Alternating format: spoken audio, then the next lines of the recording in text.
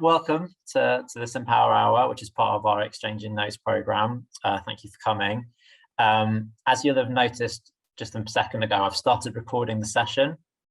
So we're going to be sharing this on the Youth Music Network afterwards. So if you're happy to stay on camera and be in the recording potentially, that's great. If you'd rather turn your camera off, that's fine. Through the session, if you need to step away from your computer, please just do that. And you can also, I don't know whether you'll be able to see it yet or not, but captions are enabled on this. So it is doing a relatively accurate job of writing out what I'm saying at the moment. You may need to enable that on your computer if you want to see it. I don't know if it will automatically show you. So yeah, just in terms of kind of house rules, the usual thing around different perspectives. Obviously everyone's coming to sessions with different perspectives and backgrounds, so it's just about being respectful of each other's perspectives, so once conversations start happening. I think that's all that I was going to say around intros, so I'll, without any further ado, hand over to Eleanor from Sage, who's going to be talking about feel-good families. Thank you. Thanks, Adam. And so thanks. So hi, Ruth and Naomi. At the moment, it's just us. So I would be really happy. I was going to say if there's more of us as well. I have put a slide at the end for like questions and discussion should any come up. But I'm really keen on if you guys are happy and have any questions or thoughts or observations throughout the thing for it to be totally conversational. So if you do have anything to say, let me know. If you have any questions or any thoughts, if you're happy to let me know, that'd be great, and we can just go with it as I share things here. That would be great, and I'm very grateful you've got your cameras on. Thank you. No pressure. Turn them off at any time, but I do like seeing people's faces. So thanks to Youth Music for having us. So my name's Eleanor. I work at Sage Gateshead, and I've been here for a very long time in various guises, and my role is the family and early years program leader here, and that generally means that I'm across all of the engagement work that we do with families, young families, and that can be our open access stuff, so ticketed for anyone who wants to come, and our funded, more targeted work as well. And I'm here particularly to talk to you about Loud and Clear, which is our youth music funded project, which has been funded for the past 10 years, and what we do, how we welcome families in, how we shape our projects, how we want them to feel when they're here, what our aims are for all of that, and how we go about it. And yeah, I'd be really interested to hear anything about your own experiences in it, and any questions, or this happens when we do this in our work, or whatever you've got would be great as well. So I forgot to keep space for like faces on the screen and what I've said. So I'm a musician, community musician, and I specialize in family engagement, but vocal delivery as well. So I run community choirs, all things like that as well. And committed to using music as a tool for fun, engagement, confidence, and enriching relationships. I mean, we all very much here because we believe in the power of music, but just music to bring all of those things to people of any age, but today particularly focusing on the family engagement element. And so we'll be looking at Make Music briefly, which is our open access provision at Sage Gateshead. I don't think I'm supposed to say provision anymore, sorry Wendy, my boss, but things fall out. Loud and Clear, which is funded by Youth Music. So an overview of our family engagement, social pedagogical practice, of which I am not an expert, but a disciple of. So you may well know much more about that than I, but just an overview and how that shapes our work. A look at the framework we use, a bit of practical. I've got a ukulele. If you were in that vibe and want a little bit of that at some point, that would be great. No pressure. We'll see how that goes. Okay, so Music Live Under 5, this is just an overview of what we do. The picture's a bit stretched now, but I really enjoyed that of a screenshot of some of the online activity we did over lockdown, and I still lead one of our online sessions at the moment. And you can still sort of see just the absolute chaos that happened in people's houses while we were doing that there. So Music Live Under 5, or our family program, is part of Make Music as Sage Gateshead, which is all the open access ticketed stuff, which goes from 0 to 100 and further on. And we have lots of adult provision and family provision too. And we have sort of baby classes, sort of to pre-crawlers. We've got 0 to 5 for any preschool age to attend together. We've got 4 to 7, 5 to 7, sort of key stage 1 that we hold at the weekend. That is very much much shaping into a 0 to 7 session though, and older. We always welcome older and younger siblings as well, but everyone knows that the activities are targeted at that sort of key stage 1 age. And our big family gigs, which I love, so we're very lucky to have Sage Gateshead is, I should have said what Sage Gateshead is as well, is a very lovely music venue on Gateshead Quays. So it looks across at Newcastle. We've got two concert halls, one about 1,700, one about 500, and then we've got 2 other spaces which are just as beautiful, acoustic, and we've got Northern Rock Foundation Hall in the middle, which holds about 300, and we 3 times a year hold big family gigs. So we have summer one, spring one, and a Christmas festive one. And they're up to probably about 100 people. It's a proper band, proper gig in a very family-friendly environment where the songs and everything are chosen to engage families, but for it to be high quality and proper gig experience for the adults and the children as well. And they're a joy. They're a total joy to do and be part of. And so future plans, I'm really sorry, I'm struggling with where to put our faces. So we're looking at the moment, regular 7 to 11. Unfortunately, over the pandemic, Sage Gateshead lost over 100 staff. And so we've gone through a lot of a restructure, and a lot of the provision that we had in place and had for a lot of years just simply couldn't continue. And so we're looking at building up our provision, open access provision for 7 to 11 as well. We've got an amazing young musicians program, which is the very formal individual learning, which happens on a weekend, but this is more for like the family approach that we're talking here. And preparing for a family. Now, this is a new thing that I'm really excited about, and we're hoping to roll this out in our adoptive communities as well. But this is, rather than it being antenatal, we're looking at providing sort of a 5-week preparing for family course for anybody who's preparing to welcome a child into their family. So you might be pregnant, you might be about to adopt, you might be taking a family member, whatever is happening, if you're about to take in a young child into your house. And it's 5 weeks of exploring the role of music through that. So the benefits of music making with small children, how you can use music in your house, how to survive sleep deprivation through playlists, all of those kind of things. And so that's what we'll be looking into for that. So that's our open access provision.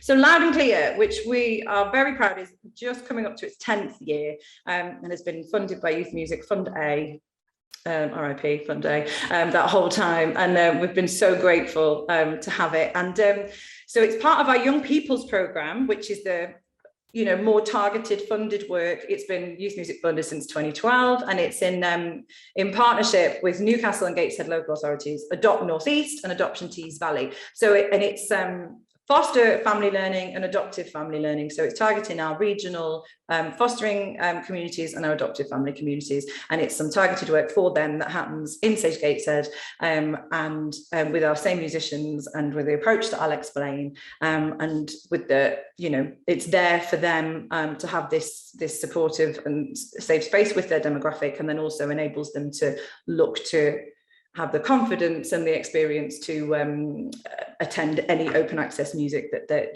to know that they are all musicians and they can access that too. We provide musical resources for the families and partner staff to take home. So we call it a song bag. So they'll have like a shaker, scraper, tapper, a bit of a puppet, I don't know where mine is, down there somewhere, scarf, that kind of thing. So they've got the props to continue the music making at home.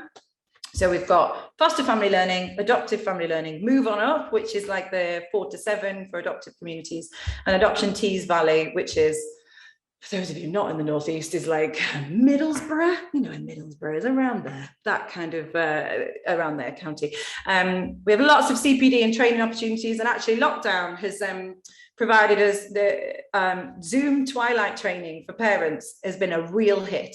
They don't need babysitting. They can hopefully get the kids asleep before they do it. And everyone's sort of much more relaxed. I mean, some people hate it, I understand that, and they always will, but much more relaxed online. And so we've been able to access a lot more parents and carers through twilight training, teaching them UC skills, giving them breakout rooms, that kind of thing.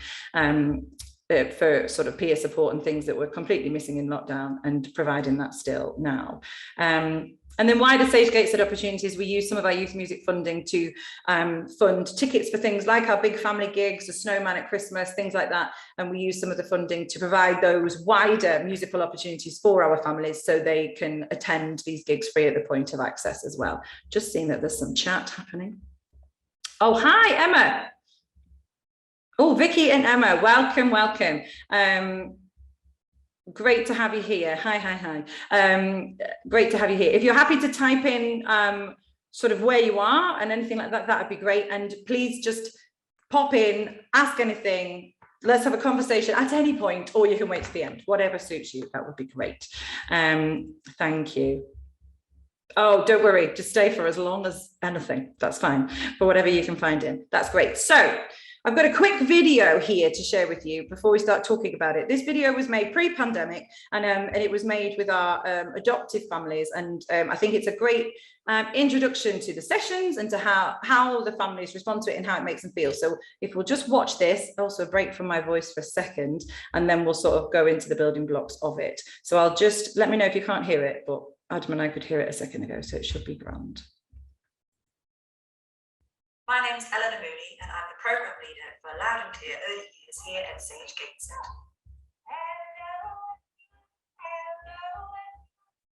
Our project began in 2012 and provides weekly music making activities for foster and adopted families with children aged 0 to 5 and any older siblings too.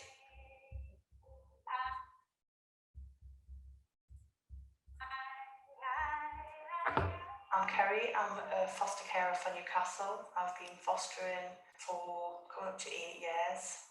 Before I started the project, I thought music in nurseries were just a good way of helping children learn rhymes, to learn songs. I thought I'd give them something to do, where through doing the project I've learned it's much more than that.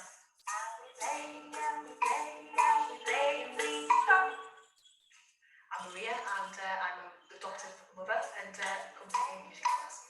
When you go to adopt a child, it is like an emotional roller coaster. You go through so many vetting procedures, and then once that child is matched with you, it's then another emotional roller coaster to actually meet the child. We found out about the adopted music classes, and it was absolutely brilliant because it meant that it became like a sense of community for us all. We are both foster carers. We're coming on because our foster child absolutely loves it. When she first started coming, she was a very timid little girl, but now she's quite outgoing and she really looks forward to coming. What's happening? Wow. Hi, my name's Andrea and I work for Gateshead Fostering Team. There's no other group out there like it. It's a comfortable group where looks after young children can be unique, and the musicians who run the group understand.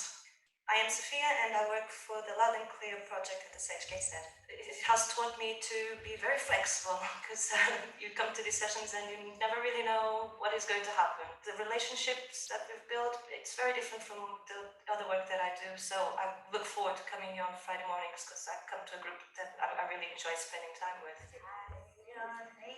Carol. It's just fantastic with all the children. She's got this spell over them. She's brilliant.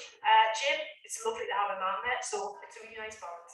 As musicians, we tend to work very much on our own on other projects. This is one of the rare ones, isn't it, where we work as a team.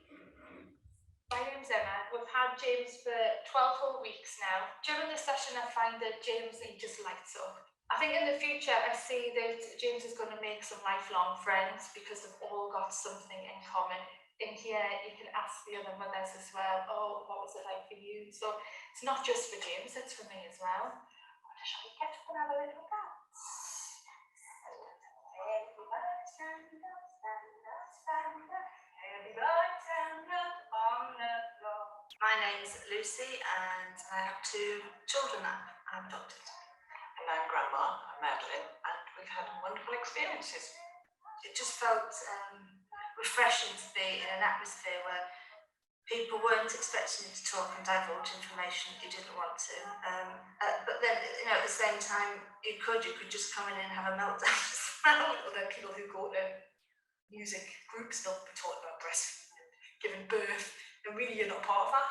But when you're here at the adopted music class, you can talk about your experience as being an adopted mother. So that's why in the middle of our have snack time, some of those conversations are what we have, and that music's brought us together.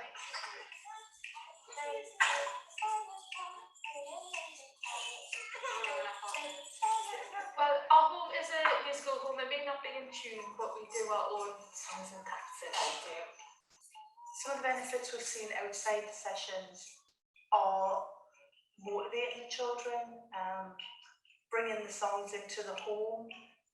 People think we're silly, we're walking down the street, we're singing songs, we're doing dances. They're just thinking, oh, we do this at singing group. They just think of it as play. We've even made all the children that's come to live with their own what's in a bag with little puppets. And my daughter made a book with all the songs in to give all the children, so when they left, the new parents would have all the words to the songs. She's got a huge interest in music now as well. She's got instruments at home, and we've seen a huge change in her. She can keep in time with the music. When they go to school, they're going to have the skills of sitting down, listening. They're going to have the skill of turn taking. Unless you know about the group and you know what it's about and what the benefits are, then you tend just to think, oh, it's another singing group. But actually this group's not. It's about development, it's about inclusion. I think the sessions should go on the road. I would like to know that it was available in other areas because it is so valuable. And I think what makes the exception is that, you know, the people that run it are just so lovely. Exactly. You know, you can tell that they really care for the children as well. Give yourselves a round of applause.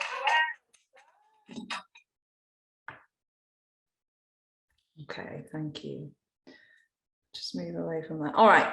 Hopefully you can see that. I'm sorry if this set up professional audio settings has been in the middle of that the whole time. I was too scared to take it off in case something happened. Does anybody have any questions or anything at this point before I keep talking? Or are you happy for me to keep talking? I'll keep going. All right, thank you.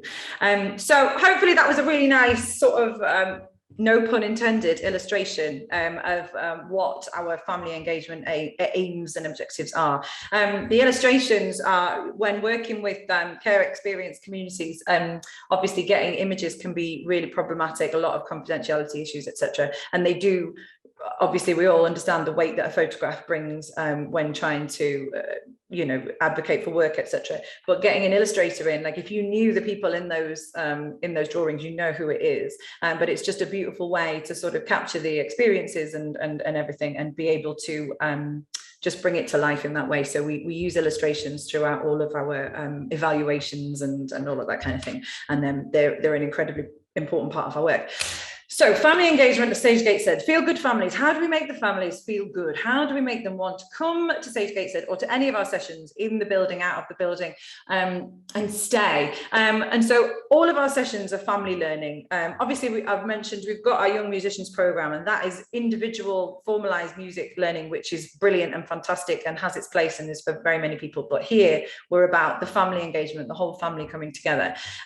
So the children and their key adult are participating together equally. There's no like parents sat at the side watching. There's nobody watching. Anyone in the space that comes in the space is in it. There's no sitting at the side and observing. Everyone needs to engage and be part of it together. Everybody is an expert. I did some training for Merrick recently and said no one's the expert, which in my heart I meant the same thing, but we had a big discussion about, well, who says they're not an expert? And I was like, no, I didn't mean that. So everybody is an expert. Everybody comes the master of their own skills and experience and ideas and musicality, and the musicians and the parents, carers and the young people share all their experience as one and create what they're creating on that day together. And so in our spaces, so the space is really important. We're incredibly lucky at Sage Gateshead that we have a children's room, and we've got fairy lights and a glitter ball and a bubble machine and loads of nice cushions, and you know, we're very, very lucky to have that. But not all of our provision happens in the building. We go out to community spaces. We'll go where anyone will have us. Our Tees Valley sessions happen in their adopted building, and they have brilliant spaces that we can use. And so we have lots of, you know, we have bubble machines we take on the road. There's always soft furnishings. There's always scarves, hang on, things like this, things that add color and texture and make sure everybody's comfortable. So we're thinking about that a lot. It's obviously harder in some spaces, but there's always things. We've always got blue IKEA bags full of soft furnishings to take everywhere we go to make sure everyone's comfortable and there.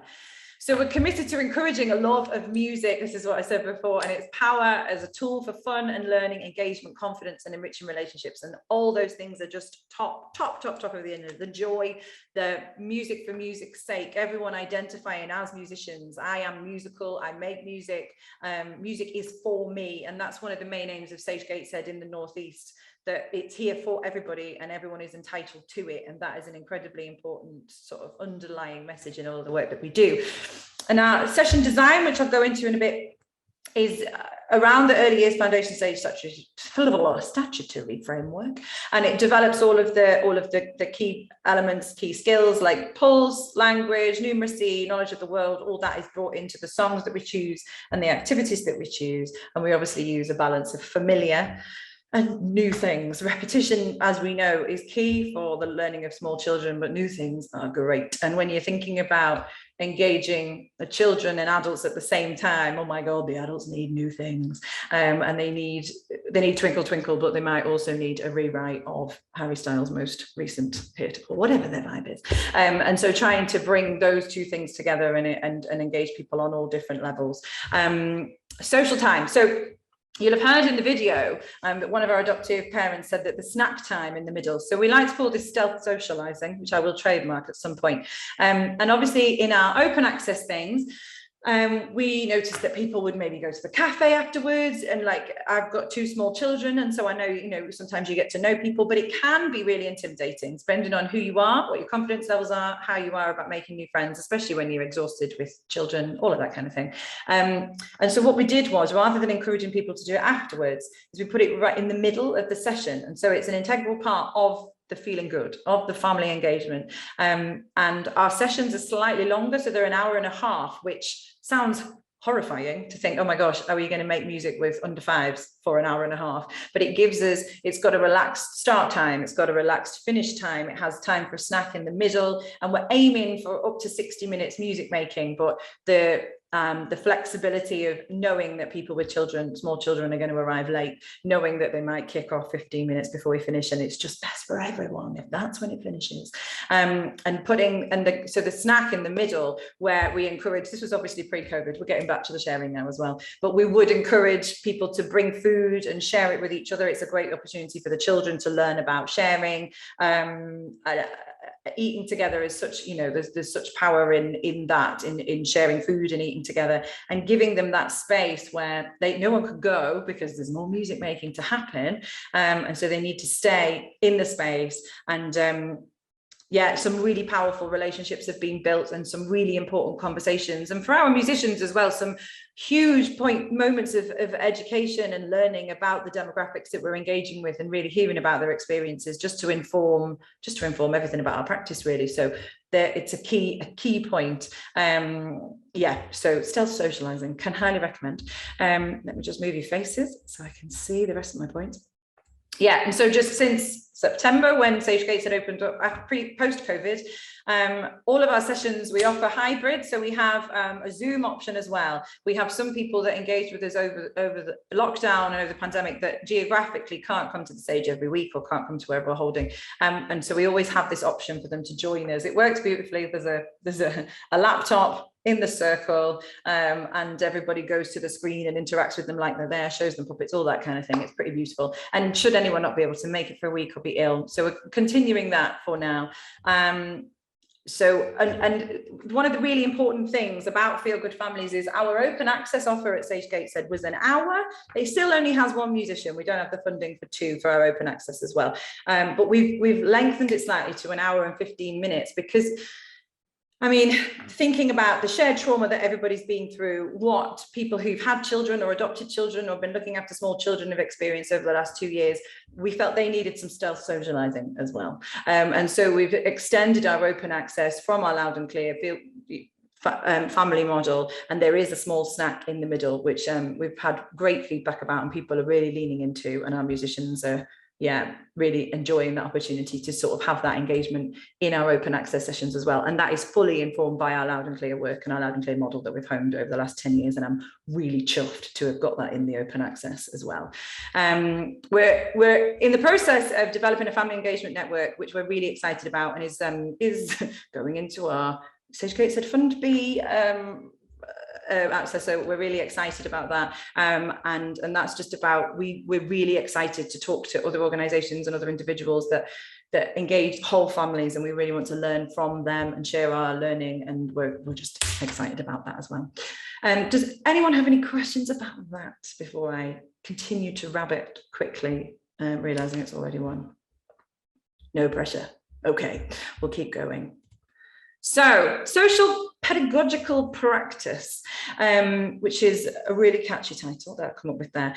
You may be full experts in this. I am not. I'm a disciple of. I am learning, always learning about it. It was introduced to me by Jenny Young, an amazing woman who started Loud and Clear as part of Sing Up in 2010, and now runs Blue Cabin, registered charity, who work with care experienced communities in Darlington and in Teesside, and they're amazing. Please look them up. And so social pedagogy, the central idea is the common third. I mean, social pedagogy, you can get degrees in it, masters in it, PhDs in it. I'm not going to be able to nutshell it just here, but it's about walking alongside the child or the young person and caring about them as a whole rather than just individual parts of them. And so this is how we shape our work and shape our engagement.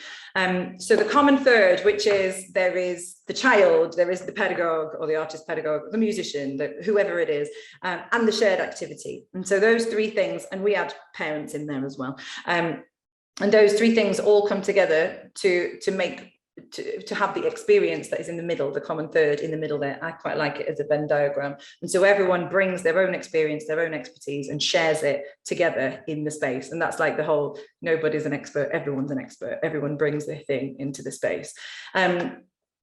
The engagement activity, yeah, equal hierarchical status, that's a bit fancy language, and share really positive experiences which influences their bond and relationships, and that's relationships with the musicians as well. I've got a bit more on this on the next slide about how we approach what we share, and part of, you know, the feeling good for the musicians, for the families, it's about authentic relationships, and we're really all about them, and authentic engagement with our musicians, but that all has to be appropriately boundaried, and what we share has to be thought through and appropriate. But we really believe about meaningful relationships can't happen without some sort of personal sharing or engagement, so it's all about judging that. Hello.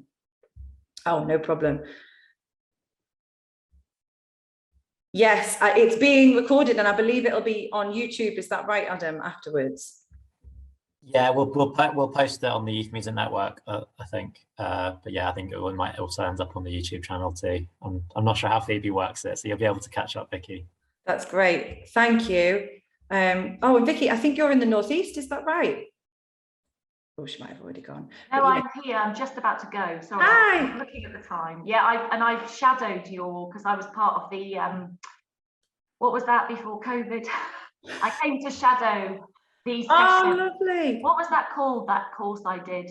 The traineeship, apprenticeship, was it that? No, it was every Saturday, like one Saturday a month or. Oh, right. Oh, yeah. Who can remember anything post? Who can remember anything? Yeah. And I know Rachel Church really well. Yes. Rachel. She comes to my music session. So I'm now going off to teach, so I'll try and remember. Oh, we'll have a great one. Thank you. Really nice to meet you virtually. Bye. Great. Hang on, I'll just get rid of all those things.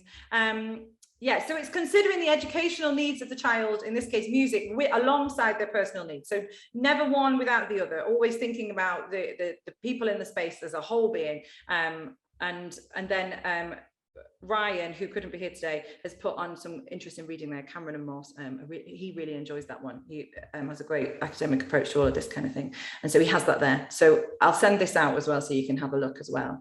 Hang on. There we go. So a learning framework for artist pedagogues, which sounds very fancy, but it's not, and very engaging, and I love it. So this is a framework that was developed by Helen Chambers from the National Children's Bureau and Professor Pat Petrie, all the P's there, who is an incredible woman in her 80s and is still fully doing the stuff and keynote speaking. And they developed a learning framework for artist pedagogues as a working document for those engaging with the care experience communities. And so we were introduced to it when we started our Loud and Clear work, but actually very much before, Loud and Clear is engaged with families facing homelessness, young carers, residential hospitals, young offenders, prisons, etc. And we've used this model with all of those family units. So whether it's their biological or adoptive families, whether it's when they're in a residential hospital, the adults who are caring for them, we use this approach with all of those family units, however it's made up, the key adult and the child. And I'm gonna, yes, when I will share the document with you when I've stopped sharing my screen on this, but I've got it, so I'll be able to just upload it, and it's online as well, so I'll share it with you. It's only 6 pages, which I think is great for any sort of framework, a very concise document. It's interactive, and it's about community artists approaching with looked after children, just to ensure the most impactful. And some of the things that we find the most helpful here: head, heart and hands. And so that's sort of like a tool for reflection, and when shaping your project, like, what do I think about it, how do I feel about it, and how will I make that happen practically? And so it's just it's again thinking of things as a whole, not just I'll do this song, this song and this song. It's like, what will that song bring, what ideas might that bring out, what might this song write to this, how can I support that with the next activity? And so thinking about it from those 3 elements is incredibly helpful. And then the 3 Ps. So this is what I was talking about the decisions we make when building relationships with our families, when bringing them a meaningful experience: the private, personal and professional. And it's, what do you share on a professional level? And this is different for everyone. I mean, the private should be the same for everyone, the clear boundaries there, but the professional ones might be, you know, my name's Eleanor, I'm a woman, I'm 39, I've got 2 kids, I really like singing and I play the ukulele. Yes, I've seen Harry Potter. Things like that you might be very happy sharing. The personal might be a little bit more, you know, might be a bit more into that. What are your kids' names? How old are they? Where do they go to school? Are you happy sharing these things? Does it feel safe where you are? And you might share things that have happened in your life that resonate with the people you're talking to, or you might not. And it's constantly making these judgments about what is important to share, what's important when I'm building this relationship with these families, with these young people, with these adults, to build trust, to build a meaningful relationship and connection. But what is important that it stays just for me, and that's when you're making the decision. I think the private, personal one are the most important decisions there, and a lot of that is down to what you feel comfortable sharing, because I very much will share a lot very comfortably and somebody else might not. But obviously there are very clear boundaries about what is private and what needs to remain private, which obviously we're all aware of and we'll all be aware of in our own safeguarding in our own organisations. But I find that a really helpful tool when you're having conversations, and you might be working with demographics that share really big things about their lives, really important things, and for you to make those decisions in the moment about how you're responding. Am I responding professionally? Am I responding personally? If I'm responding privately, I need to not be doing that. So let's move it into one of the others. And yeah, I find that a really helpful tool just to have in your mind at all times. And our practitioners or musicians, however you want to call us, encouraged to support children's well-being and to make sure their approach to creative practice is flexible. So have the plan, but be willing to hurl it out of the window and go with whatever's happening in the space. And that is a skill.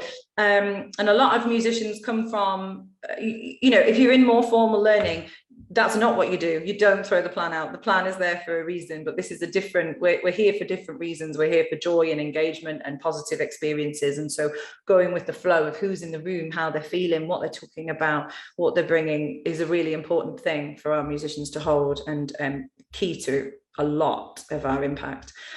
Reflection, obviously, incredibly important. And we find that this framework, which I will share, I promise, I won't just talk about it, in this sort of imaginary way. It's really great for partnership work. So for people who have had experience of brokering creative things with, say, local authorities or just non-cultural venues, it can be incredibly hard to articulate why what you're doing is important and why it needs investment and why it needs their time and why it needs their advocacy.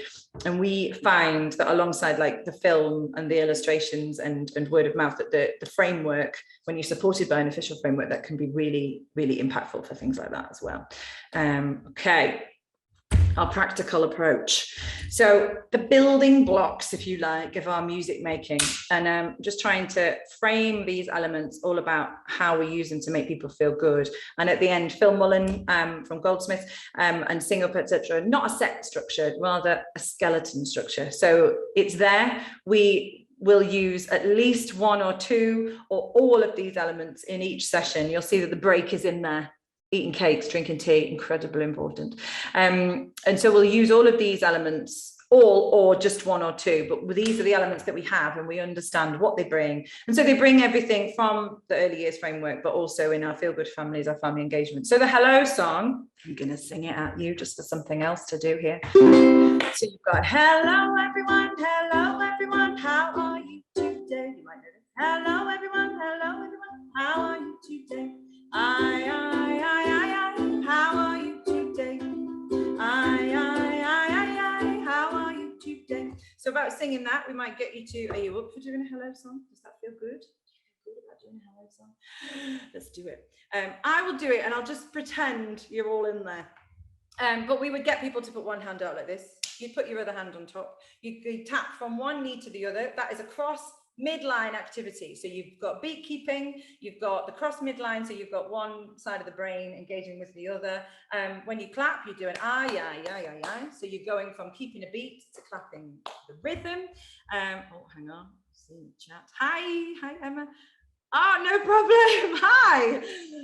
It was absolutely your choice, but great to see your face. Hi Emma. Great to have you. Thank you.